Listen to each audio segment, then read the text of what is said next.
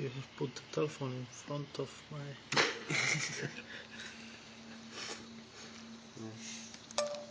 Who has poured up liquid nitrogen?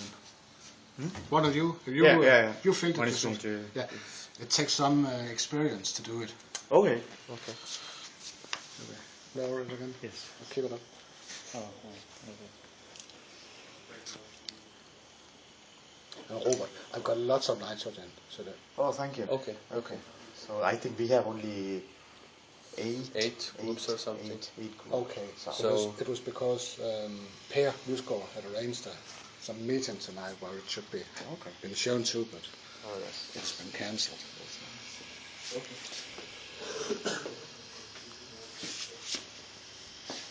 Skal jeg lade det kvælstof stå uden hætte på, eller skal jeg lade det fordampe, når vi går hjem i dag? Er det udenfor? Ja, det står... Ja. Har du nogen, du vil? Start det igen? Vi starter det igen. Jeg har på mandag et fysikhold. Ja. Hvis der er mere, Det kan sagtens holdes til på mandag. Der er 15 liter sådan noget. så kunne jeg lige vise den. Det er jo ikke sikkert, de kommer herop. Altså. Nej, og så kunne jeg gå ud med den mandag efter arbejdstid. Ja. Kender du det nede i værkstedet? Ved, når han hedder ikke Ole Geer, tror jeg han hedder. Ham, der laver biler.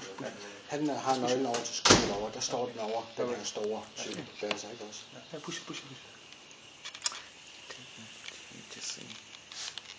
De har ellers meget venligt fundet en flaske til mig. Det her er helium i. Det var kun en trykflaske.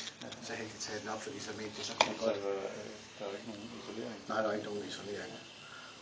Det er åbenbart noget, de studerende har brugt til en eller anden fest, fordi de har pustet balloner op.